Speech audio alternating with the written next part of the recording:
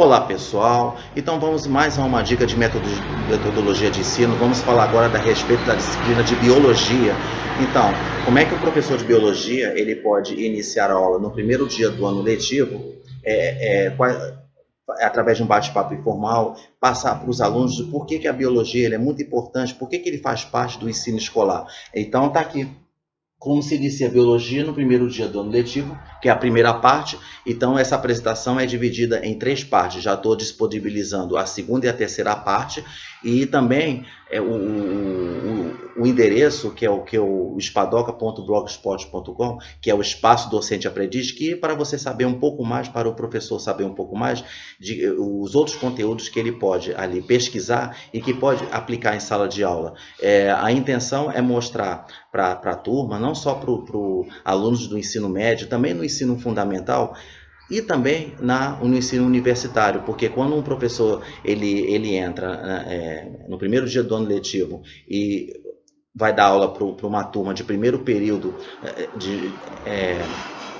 de carreira ligadas à área de saúde, como medicina, como odontologia, fisioterapia, nutrição, carreiras de área de saúde. Então, o que acontece? Quando o professor ele vai pegar essa leva, né, de alunos no primeiro período, são aqueles alunos que ainda vêm, passou no vestibular e eles ainda vêm, né, com aquela mentalidade de aluno de ensino médio, porque é comum isso acontecer, lógico. Então, o que acontece? Então, quando o professor ele faz uma abordagem com os alunos no primeiro dia do ano letivo, mostrar conteúdos, né, para convencê-los de por que a biologia ele é muito importante, não só apenas para fazer assim, lógico que tem que ensinar os conteúdos, porque eles vão ter que fazer uma avaliação, vão ter que fazer provas, trabalhos, mas não pode ficar limitando só isso. O aluno também tem que aprender.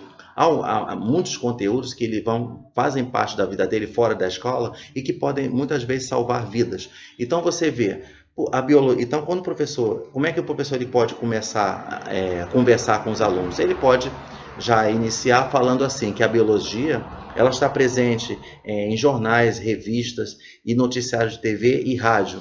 Então, você vê que inúmeros programas, né, de saúde estão em vários canais, né, e falando sobre doenças, prevenções, alimento adequado, principalmente assim, casos de pessoas, né, que tem problemas, né, de obesidade, alimentação inadequada, e também a respeito, né, de doenças que estiveram desaparecidas por muitos anos e depois foram logo aparecer, quais foram as causas que foram envolvidas, tá certo? Então você vê tantas informações em nossas mãos. Então o que acontece?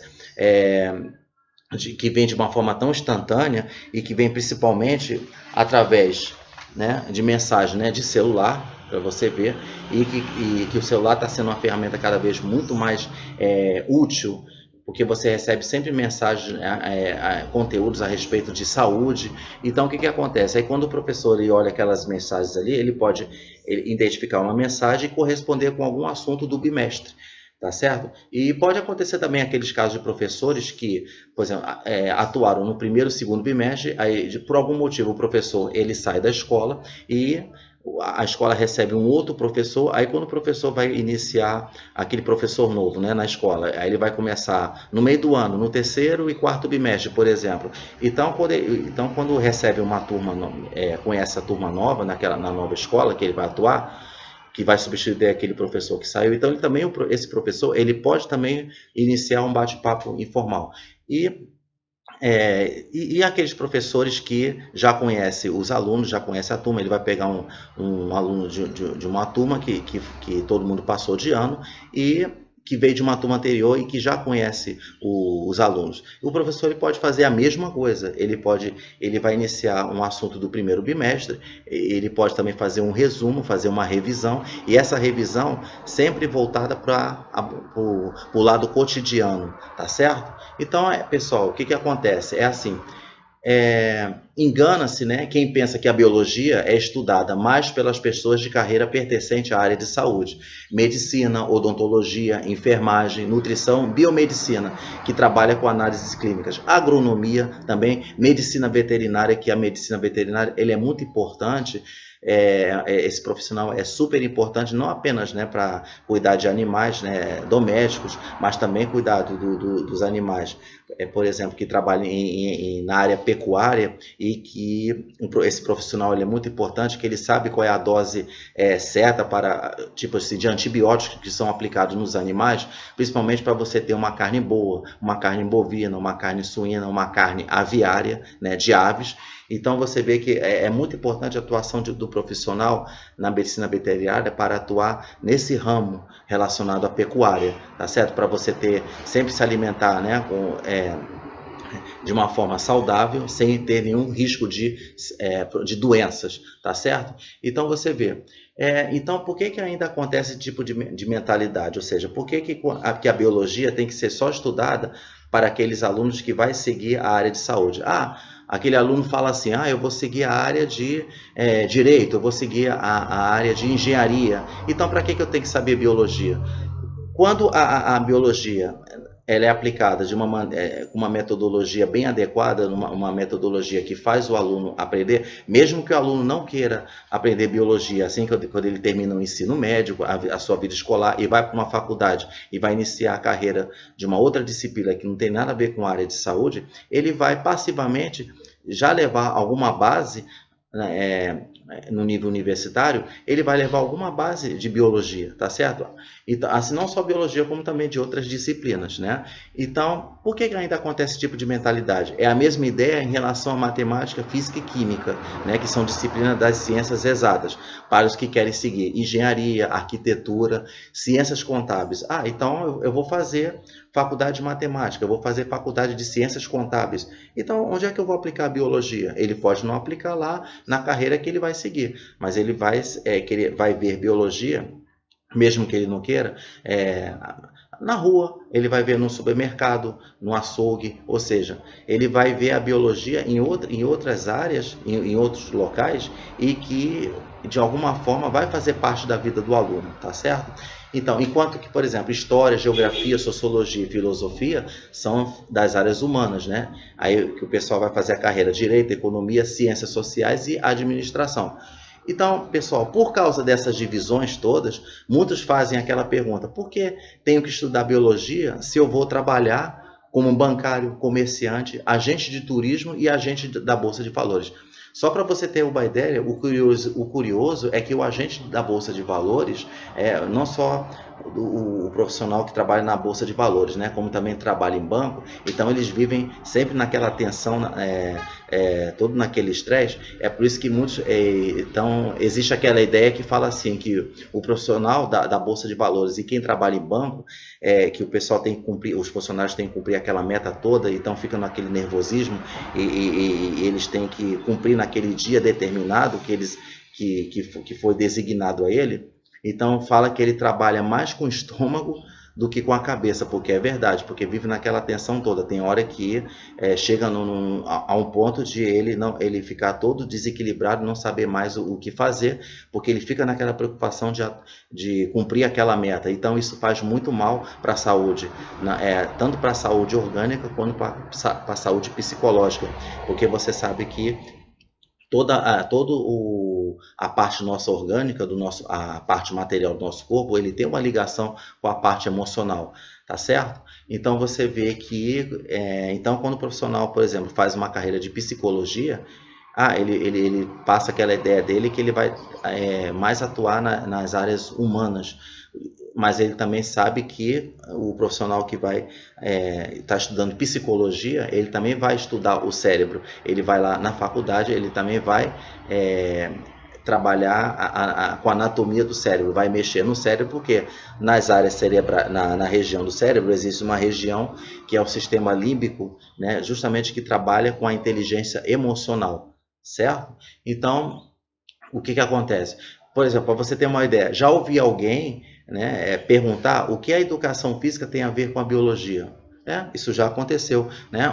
Então, uma pergunta feita por alguém sem a menor noção de cultura geral, né? E na faculdade ele vai estudar noções de saúde e o corpo humano, principalmente quando se trata de sistema ósseo, sistema muscular. Então, não tem cabimento, né? Um aluno que vai seguir a área de educação física, ele achar que não vai estudar biologia. Então, você vê, um aluno que faz musculação, ele deve ser orientado apenas por um profissional habilitado que estudou educação física na faculdade. Assim como também aquele profissional que faz fisioterapia, ele também vai estudar biologia. Então, e que esteja sempre se renovando, né? Então, esse tipo de profissional, ele está sempre se renovando para estar atento a procedimentos novos, né? Então, você vê que é mais ainda assustador um médico dizer que estudou medicina, mas nunca gostou de biologia. Então você vê que a biologia ela faz parte não apenas, né, pelos conteúdos de estarem em provas de concurso, como de vestibular, mas também ele está presente no nosso dia a dia, né? Então o que acontece, né? O que a gente pensa assim? Você não precisa ser um profissional de saúde para ter conhecimento científico e noções de saúde, por exemplo, que é fundamental, pode salvar sua vida. Então você vê, né? Por exemplo, né, quando você tem o caso do uso perigoso dos anabolizantes, então o professor de biologia ele pode chegar na sala de aula e falar sobre esses conteúdos, né, que estão sempre presentes, né, em notícias de jornal, por exemplo. Então você vê que quando a gente for abordar a segunda parte, que da aplicação da introdução motivacional, que a gente utiliza vários recursos. Então você vê, quando se trata de uso de anabolizantes, principalmente assim em época de Olimpíadas, então ele vai procurar muito, né, em notícia de jornal. Então o professor ele pode pegar um anúncio de jornal, ele pode pegar uma mensagem que recebeu pelo celular e falar isso. Ele chega na sala de aula e fala assim, ó, recebi esse anúncio, né, de jornal, tá aqui, ó, um anúncio aqui de jornal, tá lá. E que ele pode associar com algum conteúdo que for dado em um dos bimestres. Mesmo que não for dado em todos os bimestres, mesmo que for dado no ano seguinte, não tem problema. Então o professor deve dizer, olha, eu peguei esse assunto aqui, mas vocês vão aprender só no ano seguinte. Então, é só apenas no primeiro dia do ano letivo, como um bate-papo informal, tá certo? Então, você vê esse uso perigo dos anabolizantes, né, divulgado muito em jornais, revistas, TV e internet, principalmente, né, em anos de Olimpíada. Então, por mais informações acerca dos anabolizantes que acontece, né, atletas despreparados mentalmente insistem nessa loucura, tá? Sabendo efeitos destruidores, mas parece que não se importam. Porque isso é verdade. Porque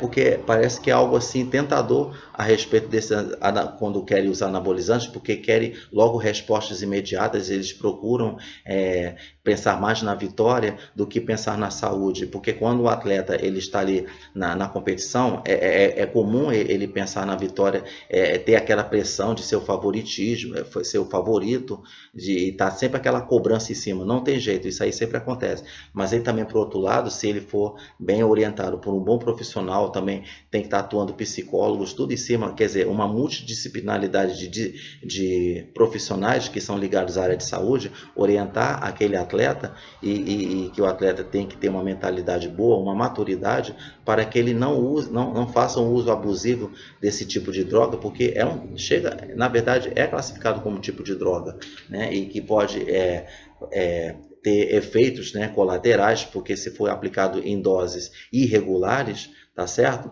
Então você vê, então o professor ele pode debater esse assunto em sala de aula no primeiro dia do ano letivo, né, através de um bate-papo descontraído, tá certo? Então você vê que muitos não sabem que o anabolizante, né, é uma testosterona sintética. A gente fica pensando, poxa, como é que o anabolizante, né, como é que ele é produzido? Então você vê, ele é nada mais nada menos do que uma testosterona, né, sintética, né, que em doses padronizadas é para uso médico, tá? Então teve uma época, muito tempo, que ele serviu para tratamento de algumas disfunções hormonais ou desgaste muscular. Então você vê que para você explicar o uso do anabolizante, você tem que rapidamente, você pode explicar o papel da testosterona. Ou seja, porque o anabolizante é nada mais nada menos do que que eles chamam também de esteroides anabolizantes ou uma testosterona sintética, porque o anabolizante, ele tem o efeito dele, ele é semelhante à testosterona que o homem produz naturalmente no corpo. O homem, ele tem uma testosterona bem a maior do que na mulher. A mulher também tem que ter um pouco de testosterona, tá certo? Então você vê. Então o professor ele pode explicar o papel da testosterona, né, que é o hormônio responsável por muitas características que diferem homem e mulher. Ela atua no crescimento celular e em tecidos do corpo como o ósseo e o muscular. Então você vê, por isso que a testosterona, você vê quando tem no homem, né, que ele apresenta em quantidade maior do que o estrogênio, porque o homem também tem um estrogênio que é o hormônio feminino. Só que e na mulher é o inverso, a mulher tem um estrogênio maior, né, em níveis maiores, né, que é o estrogênio, que é o hormônio feminino, que dá as características sexuais femininas, e tem também um pouco de testosterona, para poder a testosterona atuar justamente nesse crescimento muscular, no crescimento dos ossos, tá certo?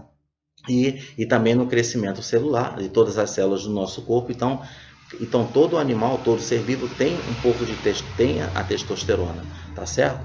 Então você vê, há alguns anos você vê que essa droga ela era utilizada somente para tratamento de algumas disfunções hormonais ou desgaste muscular, como eu havia falado, né? Hoje em dia são bastante conhecidos por atletas e fisiculturistas.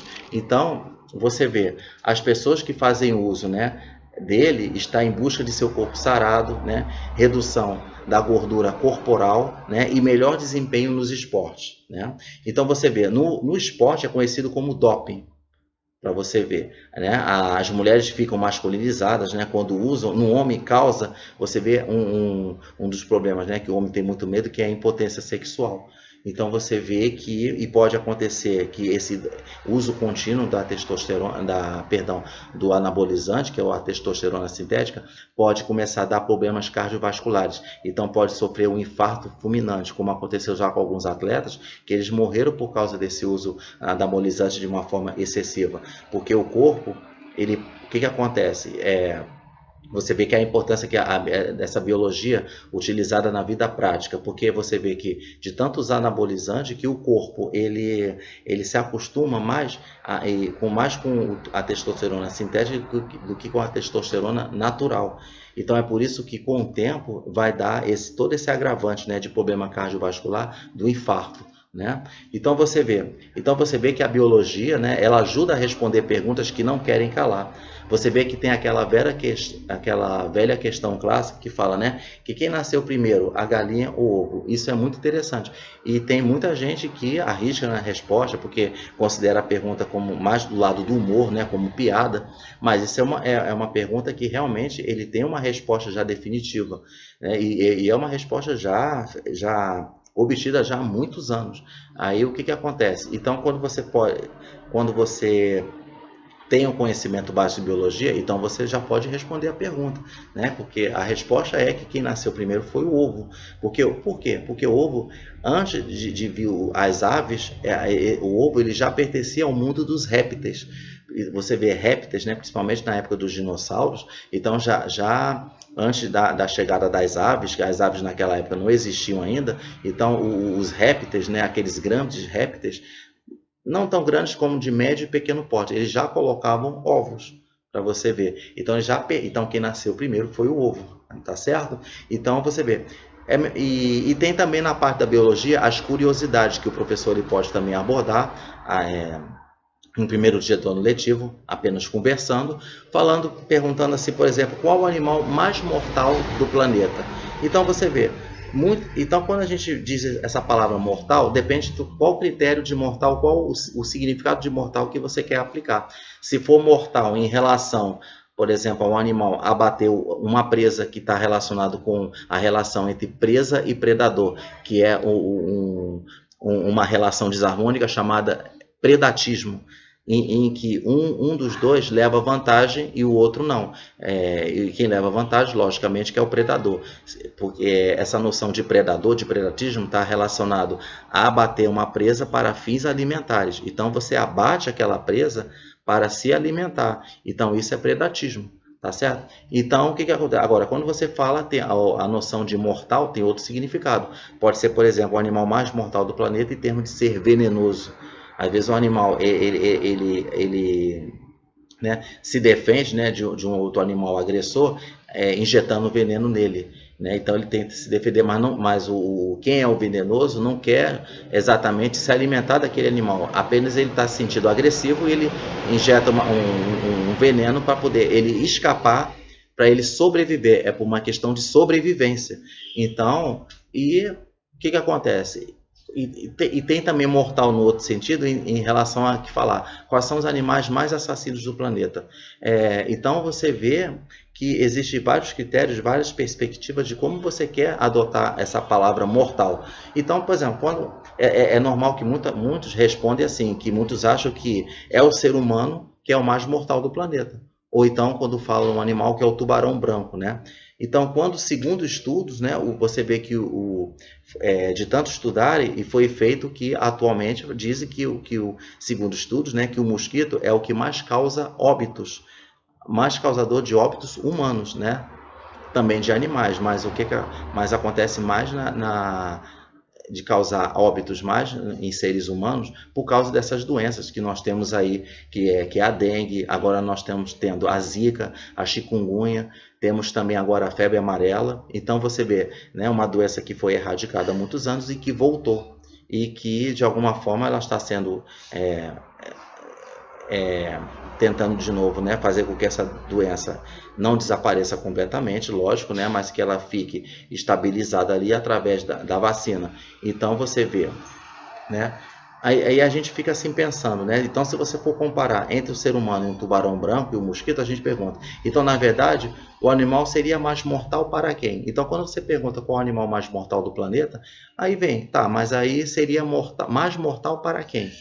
Tá certo? Então você vê que em relação ao mosquito, você vê que uma picada ele pode transmitir dengue, pode transmitir febre amarela, malária, também temos a chikungunya. Você vê que a malária ela mata muito na África subsaariana, né? Então, enquanto que a dengue ela mata muito em países asiáticos e da América do Sul. Então você vê que, mas aí vão perguntar, mas a malária também é transmitida pelo mosquito Aedes aegypti, que é o mesmo que transmite a dengue, agora está transmitindo a febre amarela? Não, a febre amarela já é transmitida por outro tipo de mosquito, tá? Então você vê que e outro assunto também que o professor ele pode falar em sala de aula é a respeito, por exemplo, de que infelizmente existem falsos médicos que receitam antibióticos, né, contra doenças causadas por vírus. Então o que acontece? Então quando acontece daquele médico, né, quando você está lá sendo consultado e quando o médico fala para você que você tem uma doença causada por vírus, que usa um termo virose, então o que acontece? Então logo quando você então aprendeu a biologia na escola, de uma forma, né, usando uma metodologia boa, bem aplicada, então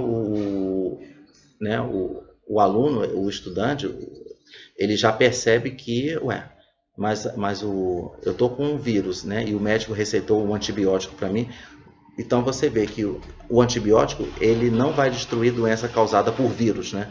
Ele é utilizado contra bactérias e também contra outros parasitas como protozoários, fungos e eumintos, né? Que eumintos eles são já organismos como, por exemplo, os vermes, tá certo? Então doenças causadas por vermes que são as verminoses. Então você vê. Então, se isso acontecer, de dizer que é o antibiótico, isso é um perigo muito grande, é um perigo muito grave.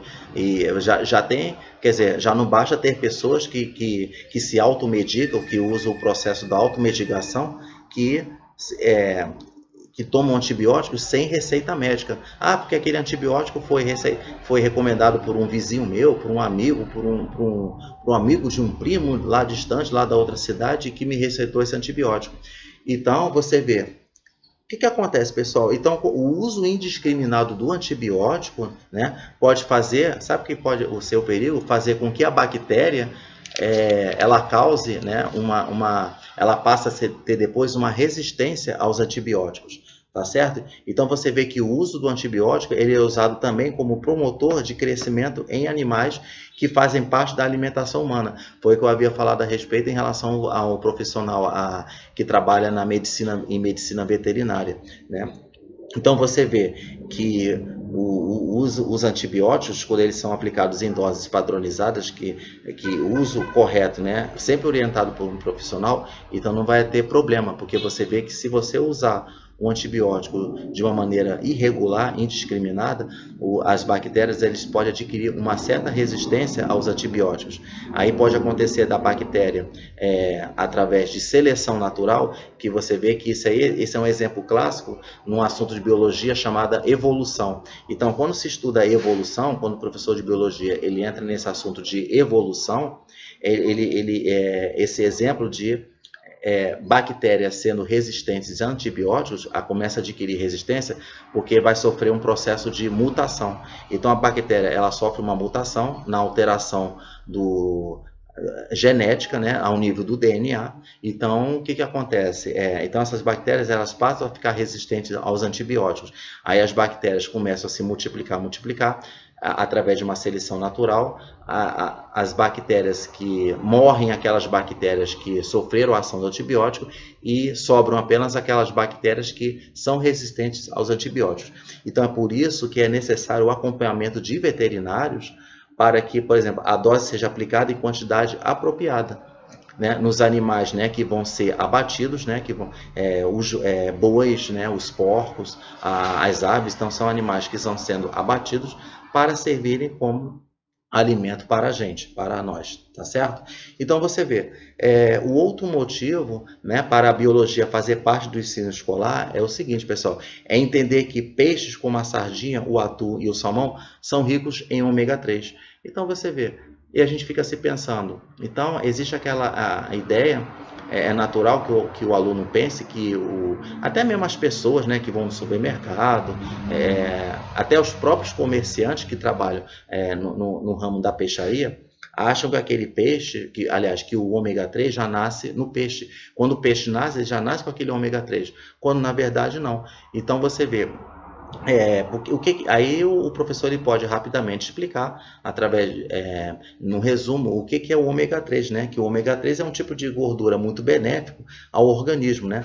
Então o corpo não consegue produzir o ômega 3, é por isso que ele é considerado essencial. Então você vê que muitos pensam que os peixes já nascem com essa gordura, quando na verdade o responsável pela fabricação do ômega 3 são as algas. Mas aí a gente fica pensando, mas como é que as algas elas conseguem chegar, aliás, se as algas fabricam ômega 3, então como é que esse ômega 3 ele consegue chegar no corpo do peixe? Simples, através daquele assunto que é a cadeia alimentar. E aí o professor pode fazer a pergunta, por que a gente estuda a cadeia alimentar?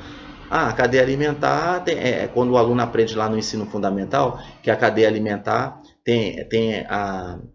segue aquele esquema que é em ordem, né? Que é produtor, consumidor primário, consumidor secundário, terciário e quaternário. Tá, e daí? Quer dizer, fica só por isso? Aprende só isso? Então, quando o professor está ensinando cadeia alimentar, então, antes de o professor dar aula de cadeia alimentar, ele pode utilizar uma introdução motivacional. O que é a introdução motivacional? Que eu sempre explico nas minhas outras apresentações. É você abordar um assunto que você vai ensinar na escola, sempre no início associar com o cotidiano. Então, quando o professor ele vai dar uma aula de cadeia alimentar, primeiramente ele passa a ideia do aluno, por que o aluno ele está estudando cadeia alimentar. Então ele pode usar esse exemplo do ômega 3. Então, porque na verdade então é assim, as algas elas são responsáveis pela fabricação do ômega 3, né?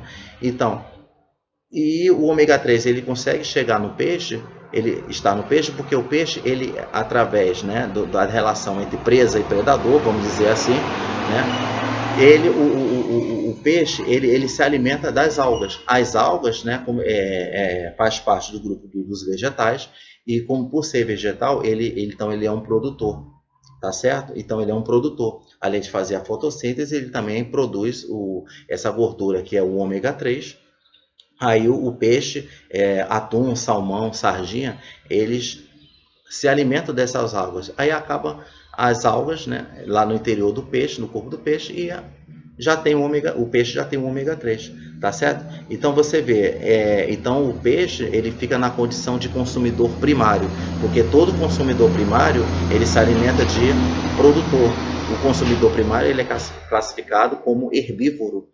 Então, porque o consumidor primário ele é o primeiro ali da posição, né, que vai se alimentar do produtor, tá certo? Então, o que acontece? Então, essa aplicação prática refere-se ao assunto de cadeia alimentar. E aí, né, o professor fala, por que? Aí vem as perguntas em sequência, né? Por que estudar cadeia alimentar? E graças à biologia foi possível a realização de transfusões sanguíneas com base no conhecimento dos tipos sanguíneos, porque você vê que durante a Idade Média não havia conhecimento dos grupos sanguíneos, né?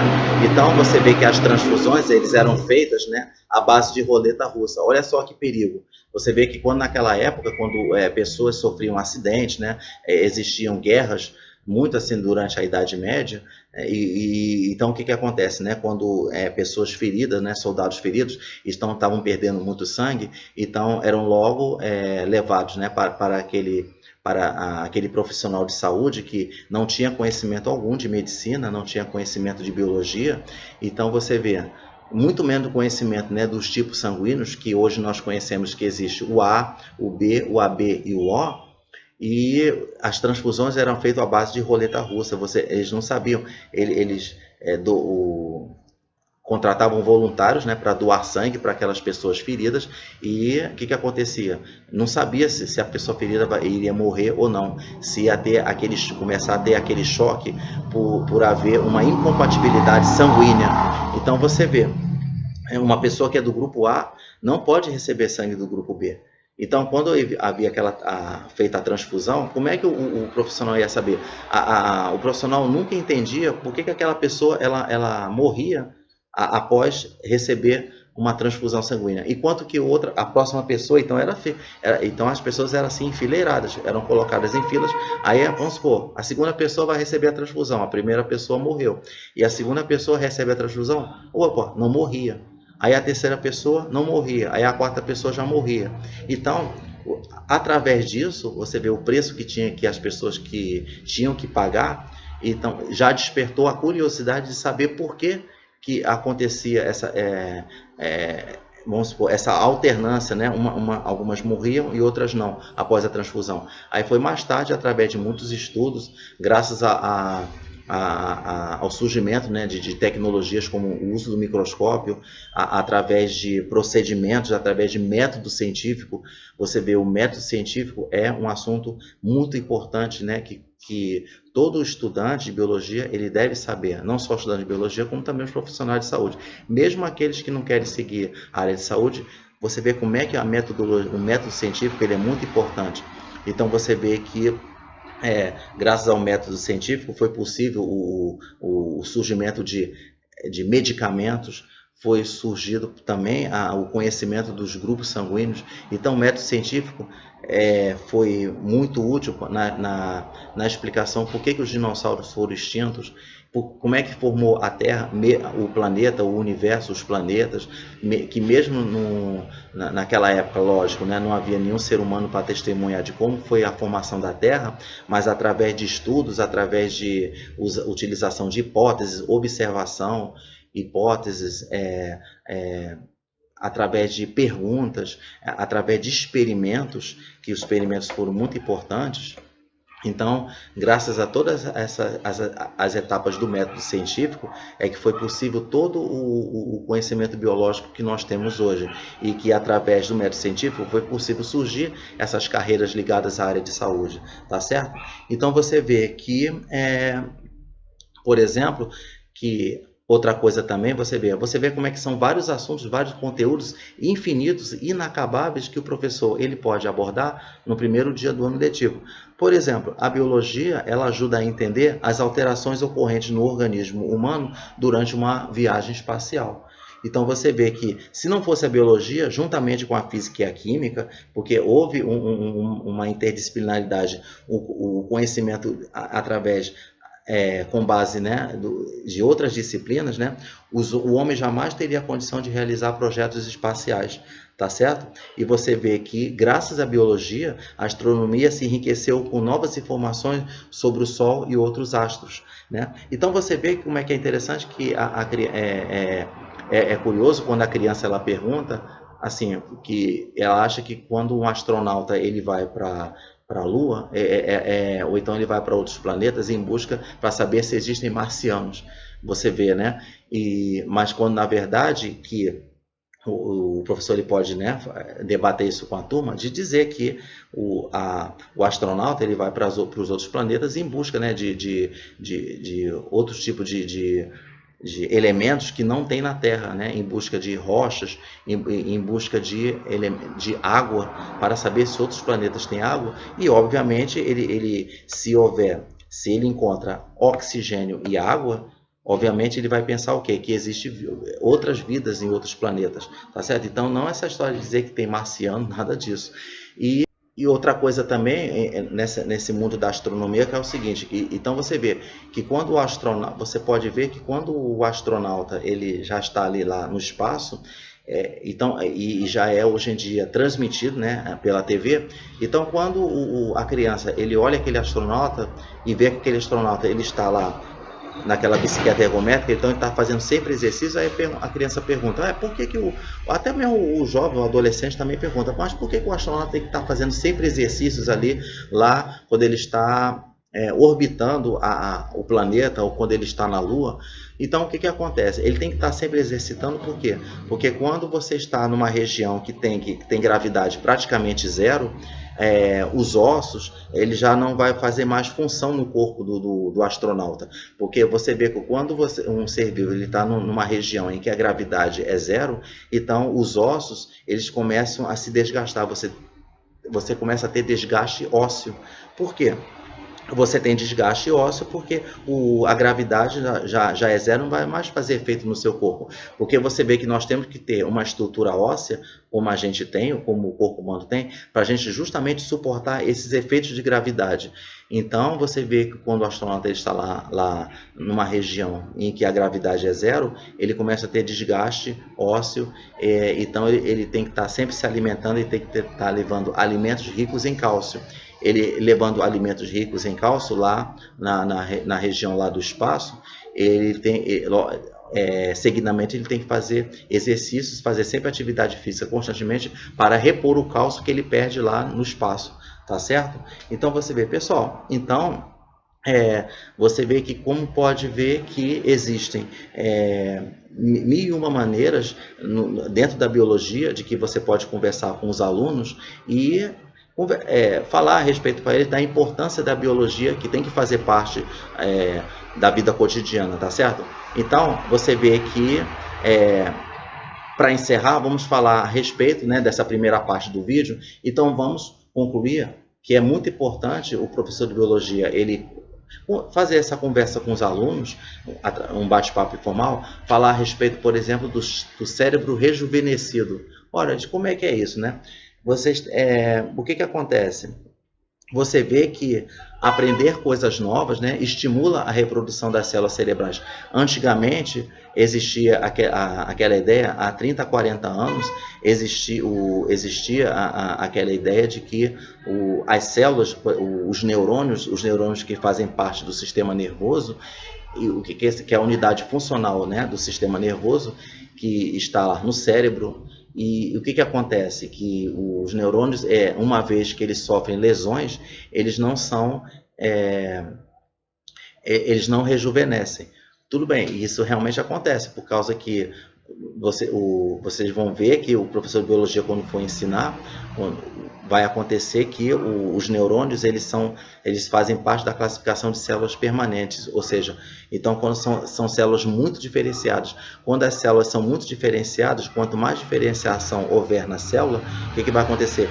Essa célula, vamos supor, ele sofre uma lesão e a célula ela não é recomposta, ou seja, ela não sofre multiplicação de novas células. E hoje em dia, segundo estudos, mostram que em uma região do cérebro, o que acontece? Pode sofrer nova reprodução celular, tá certo? Então você vê que são os neurônios, né, que são células do sistema nervoso, nunca se reproduzem. Hoje em dia já se pensa diferente, né?